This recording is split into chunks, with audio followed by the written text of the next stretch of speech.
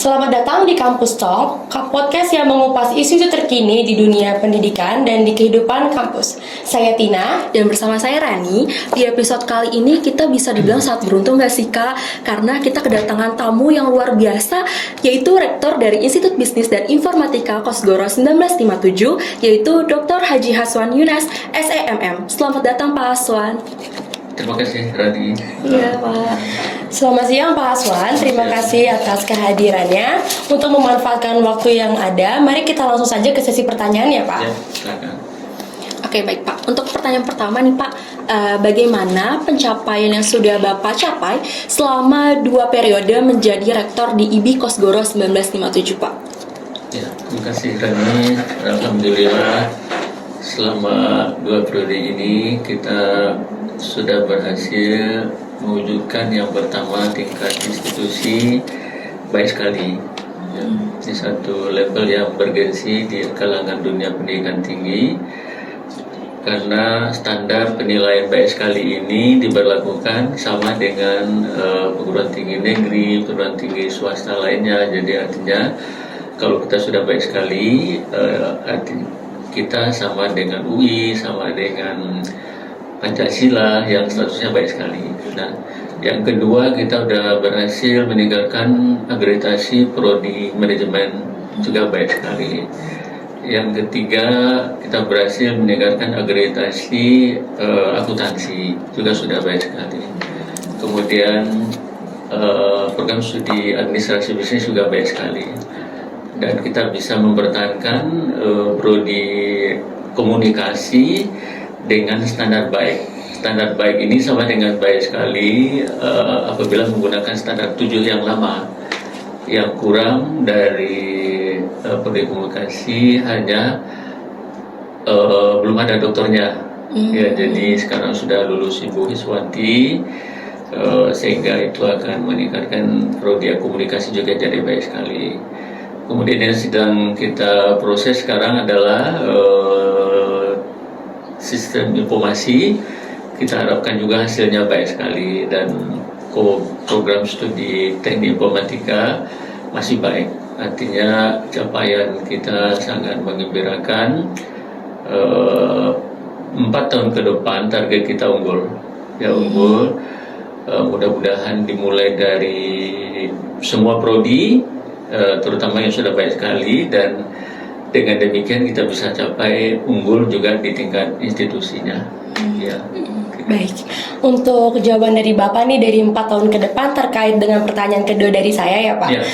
Bagaimana sih rencana Bapak agar Institut Bisnis dan Informatika Kosgoro 1957 terus maju dan juga berkembang untuk di masa depannya? Ya, jadi 3 indikator dari penyelenggaraan pendidikan itu, pendidikan dan pengajarannya, yang kedua pengabdian masyarakat, yang ketiga penelitiannya. Jadi apabila 3 aspek Dharma perguruan tinggi ini bisa berjalan bagus, kita bisa mencapai peningkatan di 4 tahun ke depan menjadi unggul. Adapun indikator penilaiannya adalah 8 indikator kinerja utama perguruan tinggi. Ya. Misalnya lulus tepat waktu berapa persen, kemudian masa tunggu kerjanya di bawah 6 bulan berapa persen gitu, kemudian berapa jumlah penelitian yang dipublikasikan secara internasional, begitu juga pengabdian masyarakat dilakukan bermanfaat bagi masyarakat nasional maupun internasional. Jadi 8 IQ itu kita capai menjadi pedoman bagi kita untuk seluruh sivitas akademika termasuk mahasiswa. Bersama-sama kita mencapainya, tenaga pendidiknya, tenaga kependidikannya di administratif ya, dan juga tentu infrastrukturnya kita perbaiki terus, sehingga teman-teman itu betul-betul menjadikan kampus ini menjadi rumah kedua ya. Jadi teman-teman betah di sini, kemudian senang belajar dan prestasinya meningkat terus. Nah, di samping itu tentu kita mengikuti forum-forum internasional ya. Seperti mahasiswa kita dorong terus untuk ikut penelitian dan pengabdian masyarakat bersama dosennya ataupun mandiri oleh mahasiswa. Begitu juga ada kegiatan-kegiatan MSCB ya, magang studi independen bersertifikat. Itu adalah upaya kita melengkapi kompetensi teman-teman di samping belajar secara manual ya, artinya penguasaan ilmu pengetahuan dan teknologi harus juga didekatkan dengan dunia industri. Bagaimana realitanya teman-teman melihat dunia kerja itu seperti apa.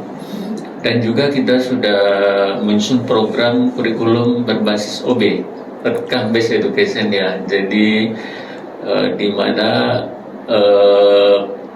teori dan praktek itu lebih besar praktek gitu. Artinya exercise dilakukan agar teman-teman itu tahu bagaimana sih praktek ilmu itu gitu. Jadi tidak monoton belajar, ujian dan menunggu hasil, tapi teman-teman sudah melihat realitanya di lapangan ya. Jadi kurikulum berbasis OB ini diharapkan kompetensi lulusan kita menjadi meningkat. Nah tentu peluangnya di pemerintah nggak begitu banyak ya, sehingga teman-teman harus berkompetisi. Namun secara internal kita mendorong juga teman-teman untuk praktek seperti podcast sekarang ini ya, senang sekali karena podcast ini membuka wawasan kita bersama, bermanfaat bagi dosen yang narasumbernya, bermanfaat juga bagi mahasiswanya gitu. Ya. Untuk pertanyaan selanjutnya nih Pak, bagaimana cara Bapak meningkatkan kualitas pendidikan dan fasilitas di IB Kosgoro 1957 ini Pak? Iya tentu kerjasama ya, kita dengan yayasan selalu berkoordinasi. Alhamdulillah yayasan sangat concern dalam infrastruktur ya, kegiatan kemahasiswaan misalnya dilengkapi fasilitas ruangannya ber-AC, kemudian peralatan alat tulisnya ya, sudah punya meja kan ya, sudah punya bangku, sudah punya ruangan representatif. Jadi nggak kalah dengan ruang dosennya gitu ya, jadi tetap juga punya ber-AC semuanya.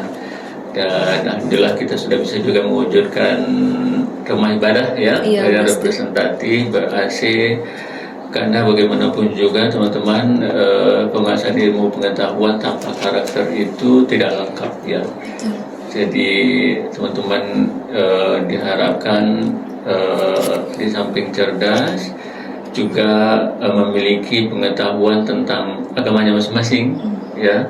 Jadi kita memberi kebebasan pada agama pun di kampus ini untuk beribadah sesuai dengan keyakinan masing-masing ya. Jadi kemudian kita selalu mengundang narasumber untuk bagaimana pengelolaan pendidikan tinggi yang bagus gitu ya. Kemudian kita mendatangkan asesor-asesor bayangan ya, jadi supaya target unggul itu tercapai. Nah yang nggak kalah pentingnya teman-teman internasionalisasi. Mungkin di antara teman-teman ada yang ikut English Club nggak? Saya pernah volunteer sih Pak waktu itu di Sekolah Internasional Pondok Indah. Bagus. Jadi ikutlah itu, karena bagaimanapun juga penguasaan bahasa asing itu penting. Ya, bahasa asing penting. Teman-teman menjadi terbuka dan kita sudah menerapkan juga English Day ya. Mulai setiap Jumat kita coba. Ini ada cerita menarik ya. Jadi ada yang takut gitu, jadi di hari English Day itu dia nggak datang gitu. Nggak masuk kuliah. Jadi jangan sampai itu, pokoknya praktek aja, karena itu bahasa orang lain kan ya, nggak usah malu-malu gitu. Masih takut salah. Nggak usah, misalkan kita sama-sama belajar. Iya betul. Jadi teman-teman ikut aja English Day itu, pokoknya ngomong aja apa yang bisa gitu. Nanti kan akan diperbaiki. Ya. Berani berbicara. Baik nih Pak, terkait supaya lebih go internasional ya Pak. Bagaimana sih upaya konkret yang dilakukan institut untuk menjalin kerjasama dengan perusahaan lokal maupun internasional untuk membuka peluang magang dan juga karir bagi para mahasiswanya, seperti apakah kampus mau menyediakan untuk surat rekomendasi, karena kan seperti yang kita tahu kalau perusahaan yang internasional itu kan butuh surat rekomendasi dari kampus Iya. juga ya Pak. Nah, Iya. apakah kampus akan menyediakan hal tersebut gitu? Iya, kita menyediakan surat rekomendasi ya. Sekarang itu kita sudah punya kurang lebih 50 tempat magang ya, tempat magang dan apakah mahasiswa itu bekerja di perusahaan tersebut ataupun memang relasi kita gitu.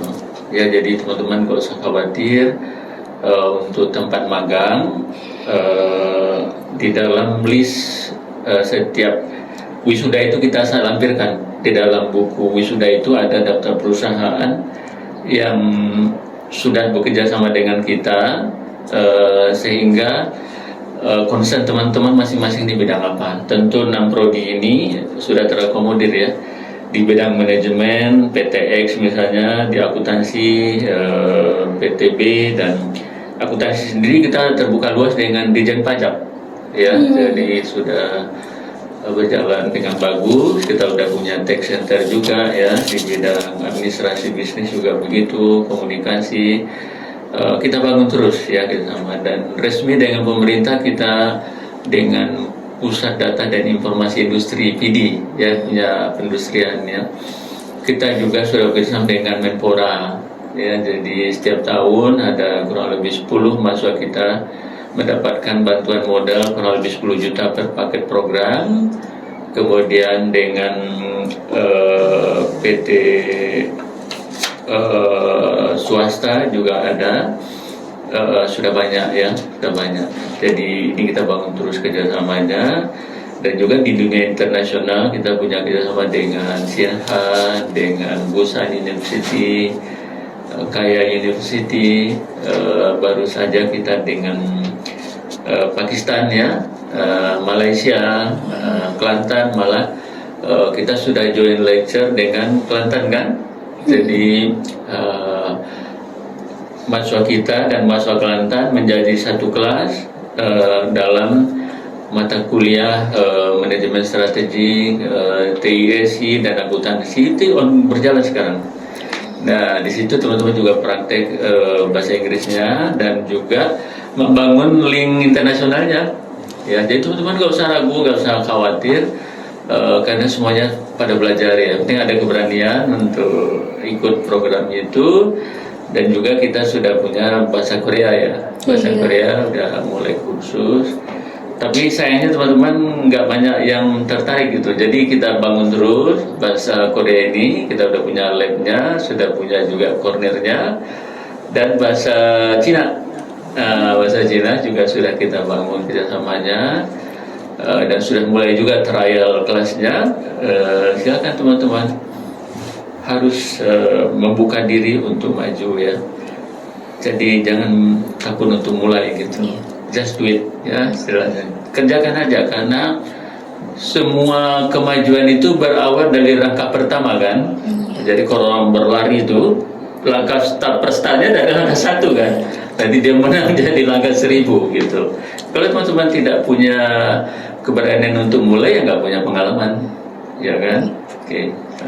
Berani dulu berarti ya Pak? Berani dulu, iya berani dulu. Oke, baik Pak, untuk pertanyaan terakhir nih Pak, bagaimana visi Bapak untuk membuat IB Kosgoro 1957 ini menjadi kampus yang lebih dikenal dan unggul Pak?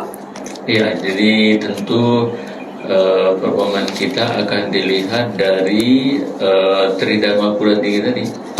Bagaimana performa pendidikan dan pengajarannya dengan kualitas dosen-dosen yang mampu memberi motivasi kepada mahasiswa ya. Kemudian bagaimana karya-karya penelitian dan abdimasnya itu bisa applicable gitu. Jadi bermanfaat bagi masyarakat, tidak hanya sebatas paper yang ditaruh di perpustakaan gitu ya. Jadi betul-betul kemanfaatannya itu kelihatan. Nah, salah satunya juga PR-nya. Jadi apa yang diajarkan oleh Pak Alam ini penting sekali ya.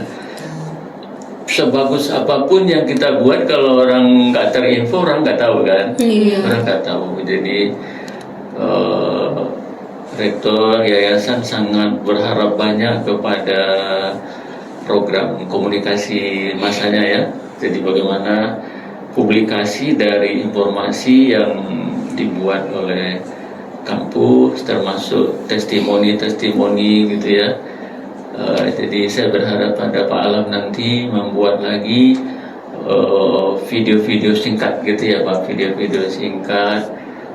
Karyanya nggak kalah loh dengan Gunadarma. Bapak lihat bagus sekali, ada yang menyentuh gitu, menyentuh juga. Nah itu teman-teman ini orang-orang hebat ya, teman-teman generasi muda yang penuh dinamika, penuh kreatif, tinggal diberi ruangnya, ruang seperti podcast ini. Bapak minta Pak Alam untuk meneruskan, karena ini salah satu corong kita untuk menunjukkan ke masyarakat keberadaannya ya. Dulu radio, jadi kalau radio memang sudah tradisional, ya melalui podcast ini lah, podcast ini. Jadi nanti teman-teman yang praktek ini diharapkan menjadi ahli-ahli podcast. Iya kan? Jadi ahli komunikasi di bidang podcast ya Pak? Di podcast.